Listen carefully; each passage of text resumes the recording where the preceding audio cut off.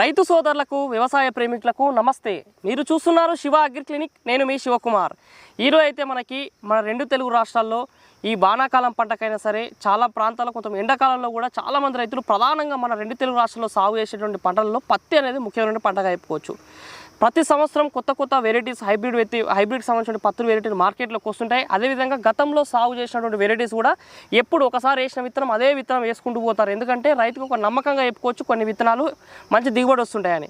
అయితే ఈ రోజు ఏంటంటే మనకి ఇప్పుడు రాబోతున్న సీజన్లో పత్తి వేసే రైతులకి మార్కెట్లో ఉన్నటువంటి టాప్ 5 పత్తి వెరైటీకి సంబంధించినటువంటి సమాచారం ఇవ్వడానికి మీ ముందుకు రావడం జరిగింది. నా ముందు వచ్చేసి రకరకాల కంపెనీకి సంబంధించినటువంటి హైబ్రిడ్ బీటీ కాటన్ విత్తనాలు అని చెప్పుకోవచ్చు. టాప్ 5 వెరైటీస్గా ఉన్నటువంటి విత్తనాలకు సంబంధించిన అన్ని రకాల కంపెనీస్ మన దగ్గర ఉన్నాయి. ఒక్కొక్క కంపెనీ యొక్క విత్తనం ప్రత్యేకత, గతంలో ఎంత దిగుబడి వచ్చింది, ఈ పూర్తి సంవత్సరం గతంలో రైతులు సాగు చేసినటువంటి వారి యొక్క అనుభవాల ద్వారా వాళ్ళకు వచ్చినటువంటి దిగుబడి, అదేవిధంగా కంపెనీకి సంబంధించిన ప్రతినిధుల ద్వారా సేకరించిన సమాచారం ఆధారంగానే ఈ వీడియో తీయడం జరుగుతుంది. అంతకంటే ముందు రైతు సోదరులకి వ్యవసాయ సమాచారం కొరకు శివ అగ్రి క్లినిక్కి సబ్స్క్రైబ్ చేసుకోండి. అయితే పత్తి విత్తనాల్లో టాప్ 5లో టాప్ 1గా మనం చూసుకున్నట్టయితే కావేరీ సీడ్స్కి సంబంధించినటువంటి బంపర్ అనేటువంటి విత్తనం అయితే మొదటి స్థానంలో ఉందని చెప్పుకోవచ్చు. ఎందుకంటే గత సంవత్సరం చూసుకున్నట్లయితే అన్ని రకాల నేలలకి బంపర్ అనేది అనుకూలమైన విత్తనంగా చెప్తున్నారు. చాలా ప్రాంతాల్లో అటు ఆదిలాబాద్ నుంచి స్టార్ట్ చేసినట్టయితే కింది ఖమ్మం వరకు కూడా చాలామంది రైతులు పత్తి సాగు చేసే రైతులు బంపర్ని విపరీతంగా సాగు చేయడం జరిగింది. చాలామంది కూడా యావరేజ్గా చూసుకున్నట్లయితే ఎకరాకి 20 క్వింటాల పైగానే దిగుబడి రావడం జరిగింది. ముఖ్యంగా చూసుకున్నట్టయితే అంటే సాగునీటి యాజమాన్య పద్ధతులు అందుబాటులో ఉన్న రైతులకు ఎకరాకి హైయెస్ట్ 22 క్వింటాల దిగుబడి వచ్చిన రైతులు కూడా ఉన్నారు. నల్లరేగడి నేలలు, అదేవిధంగా నీటి సదుపాయము, సరైన సమయంలో ఎరువులు, అదేవిధంగా చీడపీడల సమస్య పైన సరైన సమయంలో పిచికారీ చేసిన రైతులకి ఎకరాకి 22 క్వింటాల దిగుబడి వచ్చిన రైతులు కూడా ఉండడం జరిగింది. ముఖ్యంగా ఏ ప్రాంతంలో సాగు చేసినా కానీ సరే యావరేజ్గా అయితే ఖచ్చితంగా అయితే రైతులకి 18 క్వింటాల దిగుబడి పైగానే వస్తుందని కంపెనీకి సంబంధించిన నిర్వాహకులు సాగు చేసిన రైతులు కూడా చెప్పారు. ఇందులో ప్రత్యేకత అసలు ఎందుకు హైయెస్ట్ దిగుబడి ఎందుకు వస్తుందంటే దీని కాయ బరువు అనేది అధిక సైజుతో ఉండడం వల్ల, దీంతో పాటు ఎక్కువ కొమ్మలు సైడ్ బ్రాంచెస్ దీనికి ఎక్కువగా వస్తున్నాయి. అదేవిధంగా ప్రతి బ్రాంచ్కి కూడా దగ్గరగా కాపు ఉండడం వల్లనే దీనికి అధిక దిగుబడి వస్తుంది. మరో ప్రత్యేకత ఏంటంటే ఒకటేసారి అంటే పంట కోసే సమయంలో ఒకేసారి ప్రతి కాయ పగలడం వల్ల రైతుకి కూలీల పైన కూడా పెట్టే ఖర్చు కూడా తగ్గుతుంది. ఒకేసారికి దిగుబడి రావడం వల్ల కూడా రైతుకి మంచి ఆదాయం వస్తుందని చెప్తున్నారు. దీంతో పాటు కాయ కూడా 5 పచ్చల కాయ అని చెప్పవచ్చు. కాయ కూడా 5 పచ్చల కాయ ఉండడంతో పాటు ఒక్కొక్క కాయలో దాదాపు 7 నుంచి 8 గింజలు ఉంటున్నాయి. దీనివల్ల ఏమవుతుందంటే రైతుకు ఎక్కువ బరువు ఉంటుంది, దిగుబడి కూడా ఎక్కువ వస్తుందని చెప్తున్నారు. దీంతో పాటు చీడపీడలని, రసం పీల్చే పురుగులు ముఖ్యంగా చూసుకుంటే పత్తులు అధికంగా వస్తుంటాయి. కానీ ఈ విత్తనం సాగు చేసే రైతులకి ఏంటంటే ఆకుపైన నూగు ఉండడం వల్ల ఏమవుతుందంటే ఈ రసం పీల్చే ఉధృతి తగ్గడంతో పాటు పిచికారీ యొక్క ఖర్చును తగ్గడం వల్ల రైతుకి అధిక ఆదాయం కూడా వస్తుంది. మరి ఇది అన్ని రకాల నేలకు కూడా అనుకూలమైన వెరైటీగా చెప్పుకోవచ్చు. దీని క్రాప్ పీరియడ్ కూడా చూసుకుంటే దాదాపు 150 నుంచి 160 రోజుల వరకు ఇది పంట దిగుబడి వస్తుందని చెప్తున్నారు. పత్తి కూడా క్వాలిటీ అంటే మంచిగా తెలుపు రంగు పత్తి రావడంతో పాటు కాయ సైజు ఎక్కువ రావడం, హైట్ కూడా మధ్యస్థ వెయిట్ అంటే మరీ ఎక్కువ హైట్ రాకపోవడం, మరీ చిన్న హైట్ కాకుండా మీడియం హైట్ ఉండడం వల్ల కూడా ఇది రైతులకి తెంపడానికి కూడా మంచి అనుకూలంగా ఉంటుంది. అన్ని వాతావరణాలు కూడా తట్టుకొని మంచి దిగుబడి వచ్చే రకంగా చెప్పుకోవచ్చు. కాబట్టి ఇది మనం టాప్ 1గా చెప్తున్నాం. సో రైతులు ఎవరైనా సాగు చేయాలనుకుంటే ఈ విత్తనం కూడా మంచి విత్తనంగానే చెప్పుకోవచ్చు. ఇది కావేరీ సీడ్స్ సంబంధించినటువంటి బంపర్ విత్తనంగా చెప్పుకోవచ్చు. టాప్ సెకండ్లో చూసుకుంటే బయోసీడ్. ఈ బయోసీడ్కి సంబంధించి 6001 అనేటువంటి ఈ విత్తనం వచ్చేసి మనకి టాప్ సెకండ్లో చెప్పుకోవచ్చు. దీని ప్రత్యేకత ఏంటంటే ముఖ్యంగా కొంచెం నీళ్లు తక్కువ ఉన్న రైతులు కూడా దీన్ని సాగు చేసుకోవచ్చు. ఎందుకంటే చాలా ప్రాంతాల్లో నీళ్లు లేనంటే పూర్తిగా వర్షాధారంగా సాగు చేసే రైతులకు కూడా ఇది మంచి విత్తనంగా చెప్పుకోవచ్చు. యావరేజ్గా దీన్ని సాగు చేసిన ప్రతి రైతు కూడా 18 క్వింటాలు మాత్రం తగ్గకుండా వస్తుంది.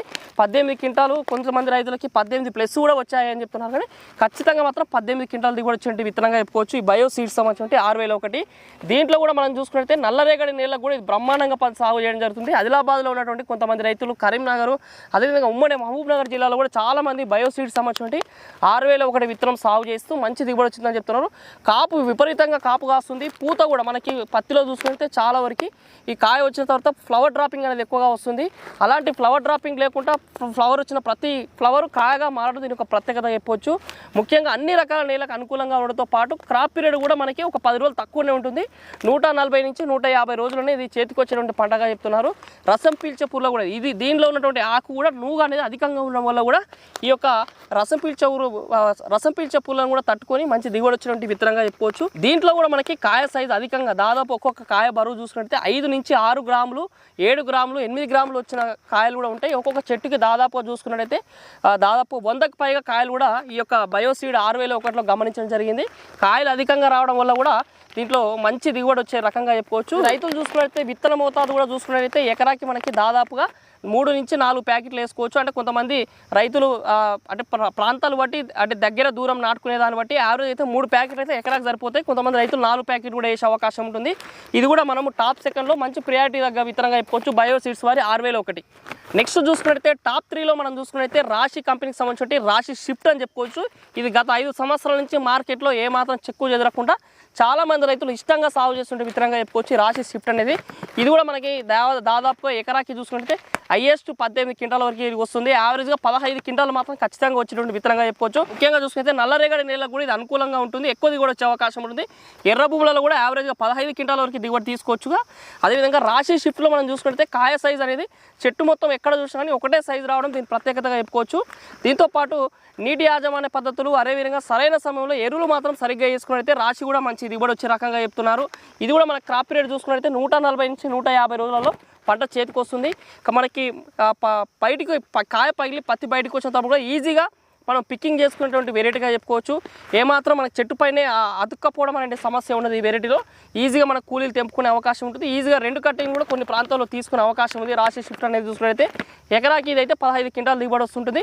దీని విత్తన మోతాదు కూడా ఎకరాకి 3 ప్యాకెట్ల చొప్పున మనం వేసుకుంటే బాగుంటుంది. మొలక శాతం కూడా చూసుకున్నట్లయితే ఇప్పుడు మనం చెప్పుకున్నటువంటి ఏ విత్తనమైనా సరే మొలక శాతం నాటుకున్న దాదాపుగా 7 నుంచి 8 రోజులలో మనకి మొలకెత్తే అవకాశం ఉంటుంది. ఈ టాప్ 5లో మరొక విత్తనంగా చెప్పుకోవచ్చు మైకో సీడ్స్కి సంబంధించినటువంటి మైకో MRC 7391 అనేటువంటి విత్తనంగా చెప్పుకోవచ్చు. ఇది బోల్గా 2 అనేటువంటి విత్తనంగా ఉంటుంది.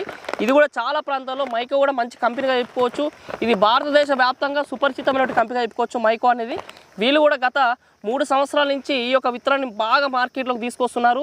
మారుమూల ప్రాంతాల్లో కూడా ఈ విత్తనం మంచి దిగుబడులు వస్తుందని చెప్తున్నారు. కొంతమంది పూర్తిగా రెయిన్ ఫెడ్ క్రాప్ అంటే వర్షాధారంగానే ఎటువంటి బోర్లు నీళ్లు యాజమాన్యం అసలు మనకి చెరువుల కింద పండించే రైతులు కూడా చాలామంది ఉంటారు. వాళ్ళకి ఇది మంచి విత్తనంగా చెప్పుకోవచ్చు. అంటే నీటి ఎద్దడిని తట్టుకొని ఎకరాకి ఖచ్చితంగా 16-17 క్వింటాలు వచ్చేటువంటి రకంగా చెప్పుకోవచ్చు.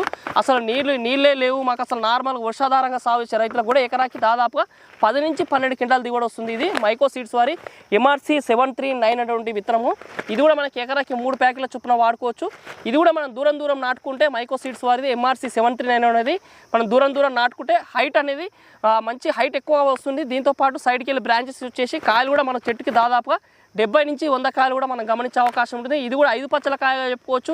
విత్తనాలు కూడా ఒక్కొక్క పచ్చలో చూసుకుంటే దాదాపుగా 5 నుంచి 7-8 గింజల వరకు కూడా వచ్చే అవకాశం ఉంటుంది. ఒక్కొక్క బోల్ సైజు కూడా మనం చూసుకుంటే బరువు 6 నుంచి 8 గ్రాముల వరకు కూడా మన కాయ బరువు ఉండే అవకాశం ఉంటుంది. కాబట్టి ఇది కూడా ఎకరాకి దాదాపు 15 నుంచి 16 క్వింటాల వరకు దిగుబడి వచ్చే రకంగా చెప్పుకోవచ్చు. టాప్ 4లో మనం ఈ యొక్క మైకో వాడి MRC 739 అనేటువంటి బౌన్సర్. దీని ప్రత్యేకంగా బౌన్సర్ అంటే చాలామందికి అర్థమవుతుంది. ఈ బౌన్సర్ అనే విత్తనం కూడా మనం టాప్ 4లో ఒక విత్తనంగా చెప్పుకోవచ్చు. నెక్స్ట్ టాప్ 5లో మనం చెప్పుకున్నట్టయితే ప్రభాత్ సీడ్స్కి సంబంధించిన రే విత్తనంగా చెప్పుకోవచ్చు. ఇది గత లాస్ట్ ఇయర్ అయితే చాలామంది రైతులు ఈ సాగు చేయడం జరిగింది. ముఖ్యంగా తండాలలో కూడా రైతులు ఎక్కువ దీన్ని ఇష్టంగా రే అనే విత్తనాన్ని సాగు చేయడం జరిగింది. దీని యొక్క ప్రత్యేకత ఏంటంటే ఇది తీగలాగా వాడుతుంది చెట్టు. మనం చెట్టు హైట్ రావడంతో పాటు ఇట్లా తీగలాగా కిందికి బాగా సైడ్ బ్రాంచెస్ ఎక్కువగా రావడం వల్ల మనకి ఎకరాకి ఈ రే అనేది కూడా 16 నుంచి 17 క్వింటాల్ హైయెస్ట్ తీసుకోవడం జరిగింది. నీటి యాజమాన్యం లేకుండా పూర్తిగా వర్షాధారంగా సాగు చేసే రైతులు కూడా 12-13 క్వింటాల్ దిగుబడి వస్తుందని చెప్తున్నారు. దీంట్లో కూడా మనం ఒక్కొక్క చెట్టుకు చూసుకున్నట్టయితే దాదాపుగా 100కి పైగానే కాయలు గమనించవచ్చు. యావరేజ్గా అయితే 70 నుంచి 80-90 కాయలు అయితే ఖచ్చితంగా వచ్చే అవకాశం ఉంటుంది. స్టెప్ బై స్టెప్ కాయలు అంటే కింది నుంచి పై వరకు కాయలు రావడం అనేది ఈ రే యొక్క ప్రత్యేకత చెప్పుకోవచ్చు. ఫ్లవర్ డ్రాపింగ్ అనేది తక్కువగా ఉంటుంది. దీంతోపాటు రసం పీల్చే పూలను కూడా తట్టుకుంటుందని చెప్తున్నారు. దీంతోపాటు ఆకుపైన దీనికి కూడా ఆకుపైన మంచి నువ్వు ఎక్కువగా ఉండడం వల్ల కూడా రసం పీల్చే పురుగులు రావు.